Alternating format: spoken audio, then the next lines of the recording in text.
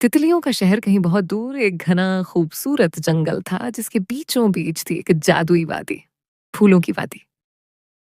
इस वादी में सिर्फ तितलियां रहती थीं।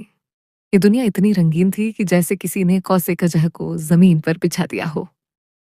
हर फूल पर एक तितली बैठती, नीली पीली नारंगी सब्ज जामुनी और सुर्ख, हर रंग की तितली वहां मौजूद थी।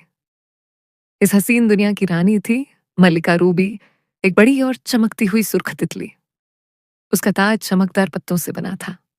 रूबी सब तितलियों का ख्याल रखती थी, उनके लिए नई जगह तलाश करती जहां वो उड़ सकें, खेल सकें और खुश रह सकें। एक दिन एक छोटी सी सफेद तितली स्नोवी पहली बार इस वादी में आई। वो शर्मीली सी थी क्योंकि उसका रंग बाकी सबसे मुख्तलिफ था। बाकी तितलियों ने पहले उसे अजीब नजरों से देखा, मगर मल्लिका रूबी ने फौरन आगे बढ़कर उसका खैरम कदम किया और कहा, हमारी ताकत हमारे रंगों में नहीं, हमारी दोस्ती और मोहब्बत में है। ये सुनकर सब तितलियों ने स्नोवी को गले लगाया और वो सब एक साथ खेलने लगी। अब स्नोवी खुद को अकेला महसूस नहीं करती थी। फिर एक दिन हवा तेज चलने लगी, आसमान पर धुआं फैल गया। इंसानों ने जंगल में आग लगा दी थी। तमाम तितलियां घबरा गईं।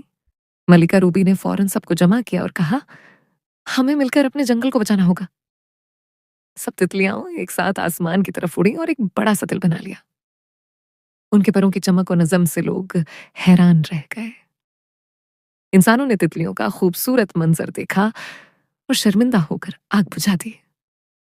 अगले दिन सब तितलियों ने जश्न मनाया, रंगों का त्योहार।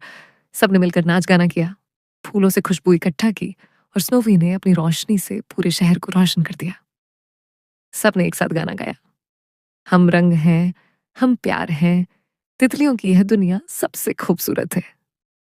खूबसूरती रंगों में नहीं, हर एक का अपना रंग और अंदाज होता है, मगर जब सब एक साथ होते हैं तो वो दुनिया को रोशन कर देते हैं।